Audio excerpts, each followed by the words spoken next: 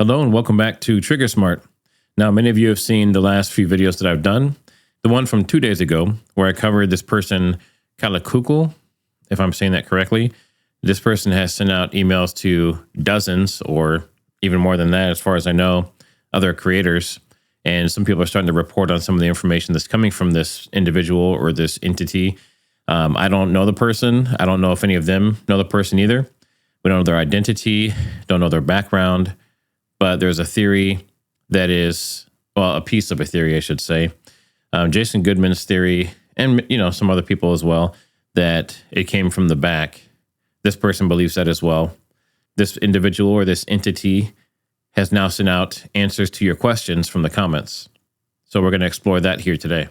And just a quick recap of kind of all these different theories, pieces from different ones being pulled in, is that a vehicle or a camera or a person somewhere behind the tent area hit him in the back of the head, hit him at the top of his occipital lobe, and it bounced into the vertebrae. And some say that it came out and that's the exit wound. Others say it went down and destroyed the C7 and stuck in there, according to the coroner. So the bullet's still there, or at least a fragment of the bullet, which means another fragment could still come out. It could be a piece of bone from the vertebrae that came out if he was shot from the back. Many say that it caused cavitation of the neck and possibly some of the chest area, which kicked out the shirt in the front and the back.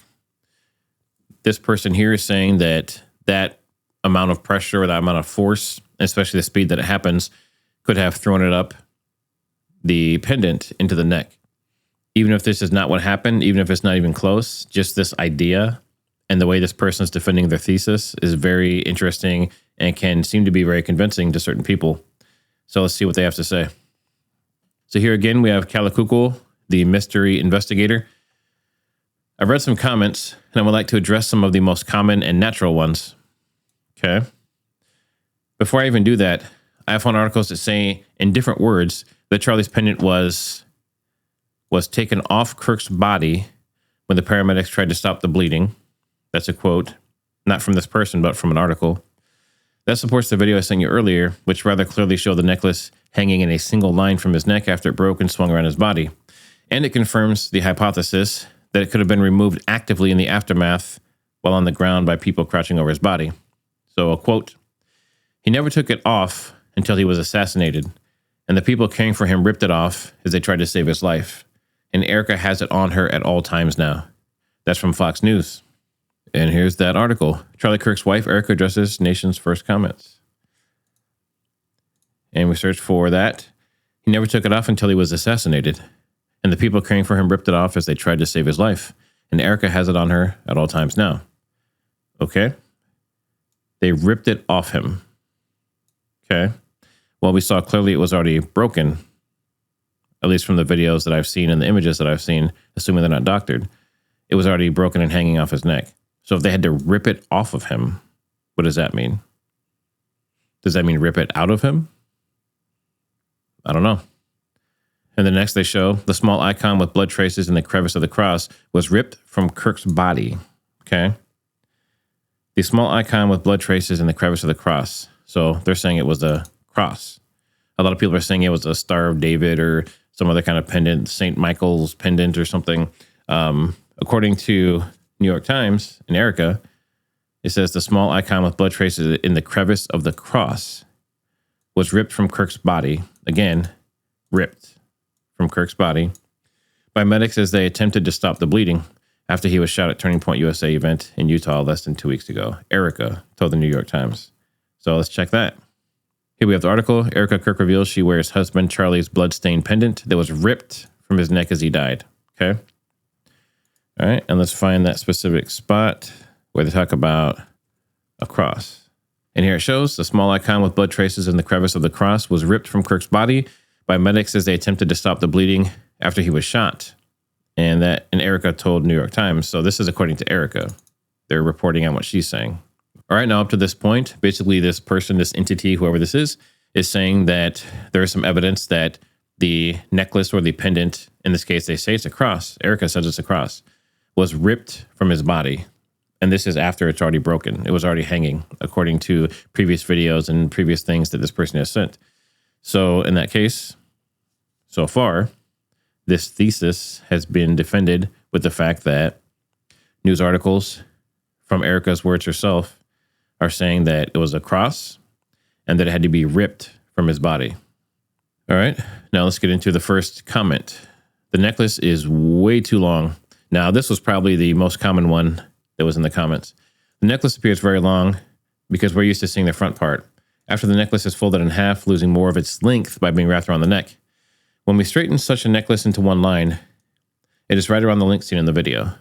I tried to simulate the necklace of the exact same length, and he or she goes into some details about how they tried to match that at home.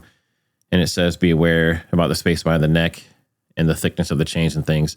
So please see the following additional visual validation. The pendant had 4 peaks as shown by the arrows. Let's consider the position at the bottom of the necklace. The top arrow at the top corner. It is right under the D of the word freedom. So looking here, we can see 1, 2, 3, 4. And you'll see a zoomed in version as well here in a second. Here's the necklace split into 3 parts and then straightened out. There's also the elbow height for future reference. So this yellow line is behind the neck. And in theory, that would be curved, so it could be even longer. Green is going to about that spot right just below the D, right? Because up here, we can see the 4 parts of the cross below the D. And then the blue part is just the other piece going straight down. So this person took those colors.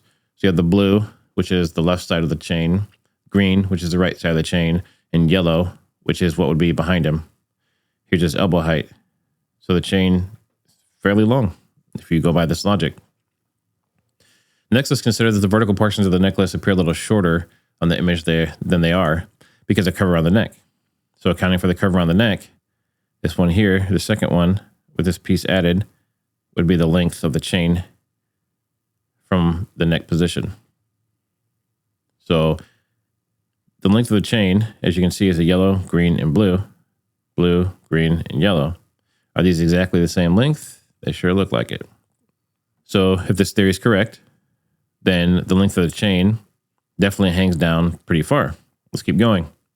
Here's the exact same length positions of the neck and the wound location across his shoulder, around his elbow, and further down, which is what we see in the image here coming up.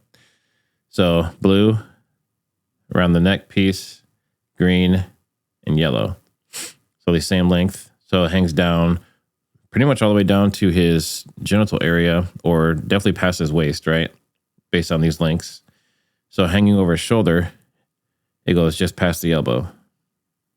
The length of the necklace on the previous images matches very closely, if not perfectly, to the necklace that has been captured breaking, swinging, and hanging from his neck. So if it's here again, we're not going to show any gore, but we have this pendant or cross, this person alleges, in the neck. The chain is wrapping around, and you can kind of see the end of it there a little bit brighter, but it's just wrapping around this whole area, and it goes just past his elbow. Just like this, just past the elbow. Comment 2, how could the perpetrators have predicted the pendant would cause the wound? They're saying they didn't predict this. Not always does everything go according to plan. Perhaps they had some other obfuscation in mind. Maybe this was even better for them and helped them in the end by all the confusion.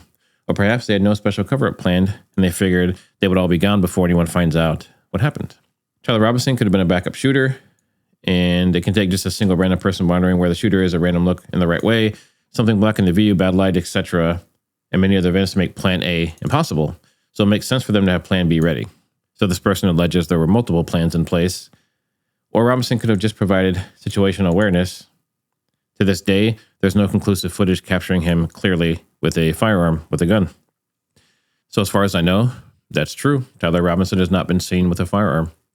There's no images of him on the roof, which Paramount Tactical clearly showed in his recent visit there, that there were cameras on the roof. So they should have seen him. And when he jumps off the roof, there's no gun. When he's walking through the hallways, there's no gun visible. But then they say that it was his firearm and they found it in this forest or this park. So that's the only information we have to go off of from that. Let's get back into it. All right, comment 3. Why didn't the medical examiner report the entry wound at the back of Charlie's head? This is assuming he was shot in the back of the head. I assume the medical examiner who has been the source of the information about the damaged cervical spine and bullet under the skin near T1 was the hospital Dr. Charlie has or was brought to after the incident. When someone is presented a body of a person reported to be shot, sees a large wound in the front of the neck and feels the bullet under the skin on the back of the T1, this case seems so conclusive to him that he doesn't even give it a second thought. As far as he's concerned, an autopsy is going to be performed later on anyway. Why would he keep searching for anything else at that point? The wound at the back of the head, hidden with hair, could have been quite inconspicuous. Moreover, some gun enthusiast channels have reported right after the shooting with their commentaries that entry wounds are often so small that one has to be pulling the skin apart to look where the entry wounds actually are. I assume especially when searching in hair or fur of a shot animal or person, which might be similar to a wound with human hair. No, we're not going to look at images of entry wounds for obvious reasons, but there can be variations. There can be times where the entry wound is difficult to find. There can be times where little or no blood goes through. A lot of times they can self-seal because of the speed of the bullet and it cauterizes as it goes through. There are a lot of things that can happen. So theoretically, could there be an entry wound that hasn't been seen yet? It's possible. Comment 4, under some other videos that other people have done. How could the examiner tell that the cervical spine has been damaged and where the bullet was when he definitely didn't open up Charlie, knowing he was long dead? A medical doctor who touched hundreds of thousands of necks within the career can be able to sense damages like these just by palpation of the neck and the head. He might not be able to tell a 3D image of every vertebrae, but he can sense damage when it's done, especially if the bullet traveled along the back side of the spine, so the damage has been done from that side, which is easy to feel with the hands. And if the bullet stopped near the skin of T1 as reported, it is plausible that he would have been able to feel the bullet with his hands as well. Comment 5. The illustrations show a person standing upright. Charlie was sitting hunched forward. The more hunched he sat, the more the trajectory works, and the more perpendicular the pendant flew into the neck. By the way, the neck was expanding towards the pendant at the same time. This assumes the cavitation theory. So the two speeds and forces combined. So he or she is showing the direction of the pendant going up into the neck. Comment 6 under some other videos. How could the examiner tell the heart was damaged? Now, I believe this is the piece that I added, where I said that if you got hit in the back of the spine, it could basically stop the heart instantly. And based on more research, that's not necessarily true in every case. And in a lot of cases, the heart keeps beating on its own, as many of you pointed out in the comments.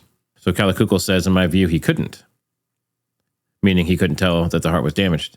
I think the notion that the heart was damaged or even stopped somehow came up collectively, partially me, was to explain the blood flowing and not squirting.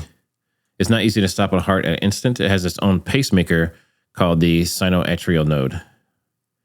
What we're seeing on this video is very dark blood, which is more likely venous blood, not arterial blood. I don't want to include images of blood here, obviously, but he or she says to Google arterial versus venous blood to see the difference in color. So this dark blood, this person alleges, was from a vein, not from an artery. It might seem like a huge amount of blood is flowing out of the wound very quickly, but when viewed in slow motion, I can imagine it making that impression with, say, 100 milliliters over those couple of seconds. And I haven't seen any videos showing the wound for more than 2 seconds, so it's quite possible the flow slowed down considerably after the initial spurt. Many people noticed how the blood there was under the tent and on the pathway to the car, so it's quite likely that the flow more or less stopped after the first 2 seconds of release. Here's an image of the arteries and veins. It is quite possible to cut the vein or just the artery. I would even say that being more to the side, the vein might actually correspond more to the location of the wounds. So this person is saying it's more likely, theoretically in this case, due to the dark blood and the location of the injury, that one of these blue veins might have gotten pierced versus the actual arteries. Comment 7, Charlie was wearing a St. Michael pendant. Now, I saw hundreds of comments saying this. This is a relatively less important, but good to have clarity. There seems to be no concrete photography, but the pendant Charlie was wearing actually looked like when he was alive. From after the shooting, there are many thumbnails that don't actually correspond to the 4 corners apparent under his shirt. As someone noted in the comments, the pendant wouldn't even have to be pointy to be able to get whipped through the skin. However, based on the 4 points, so here's a close-up now under that D on the shirt. We have one there, one there, one there, and one there. Okay? Erica, his wife, has been supposedly showing and wearing the very necklace the security took out of his neck. It supposedly has blood on it, which she refuses to wash off. On her speaking photos, it seems to be confused for other pendant and necklace that she is wearing. This is showing the texture and thickness of the chain. What some articles use as a thumbnail doesn't match. So we clearly had 4 corners. This has jagged edges in several corners, several vertices, which compared to this doesn't look like it matches. Okay. Example with a St. Michael pendant. Can have the shape of the cross too, although this particular one probably isn't the right one either, but this one is, 4 corners. Erica wore 2 necklaces during her speech. Articles tend to insinuate the visible pendant is the one. It isn't because it doesn't have any bumps pointing up from each of the 4 ends. So he's talking about this one here. There's no bumps popping up that would stick out through the shirt. Okay. The other necklace is similar to Charlie's though. That longer one here. We don't get to see the pendant on it for that one. Finally, here's her holding the probable correct cross from the car. This is the best quality there seems to be. Texture of the necklace seems to match. Left arm of the cross appears different from the right. Thinner and doesn't match the other arms. Potentially the left arm could be a substitute to complete the shape after the original arm was broken off during the whipping into Charlie's neck and entering. Okay. So here you see the cross that she appears to be carrying with her since she's passed. She refuses to wash the blood off it, she says. And if you look at the texture and thickness and the length of it, she's wrapped it around her hand multiple times. This looks like this could be the one. So what do you think? Is that specific cross and chain, is that the one that Charlie was wearing in the previous images? Could be. Let's get back into it. And one last note about cavitations. Notice on all the demonstrations for ballistic slow motion videos that the cavitation spreads perpendicular to the direction of the projectile. There are 2 directions in which it does very little, and that is the direction of the projectile and the direction from where it came. So what they're trying to show here is as a bullet goes through the ballistic gel, which a lot of people say is similar to human consistency of flesh and fluids, the cavitation goes perpendicular to the direction of the bullet, meaning up and down in this case, and not forward and back. So if the bullet was traveling down the spine after it bounced off the occipital bone, as this person has proposed, it was the most efficient direction to expand the neck on all its sides, increase its circumference, which then whipped the necklace. In that case, only little of the energy goes to expand towards the chest and the head. So from the top view down, they're alleging that it went straight down. When the bullet goes down, the neck, away from the observer, cavitation spreads to its sides, expanding the neck circumference. So we're looking at like a top-down view, basically here, top of Charlie's head. So it expands all these directions based on the travel of the bullet after it allegedly bounces off the occipital bone. Then Kalakukul goes on to say, had the bullet come from the front, for instance, a lot of cavitation energy would be directed up to the head and down the chest. Lastly, the bullet needs time distance to gradually transfer its energy. Had it entered the side front of the neck and gone straight through the neck, which is I believe the official story, it would have gone through soft tissue, cavitated the soft tissue of the neck only for a very short distance, and then very soon reached the vertebrae and exerted all its energy into piercing through. But basically what they're saying here is based on any bullet, especially from a high-power rifle coming through from the front, it would have just continued straight through the neck, which is what many gun experts have been saying. Cavitation while piercing the vertebrae would also be greatly diminished and shielded by the pierced vertebrae and the neighboring vertebrae. So there you go. Kalakukul, whoever this person or entity or AI or whatever this is, has answered your questions from the comments. Let me know. Do any of these make sense? Are you convinced? Are you not convinced? Do you think that this theory is why he actually passed? Or do you think that this is just a consequence of him being shot? Let me know your thoughts down in the comments. And as always, like, subscribe, and share this around. And I'll see you on the next one.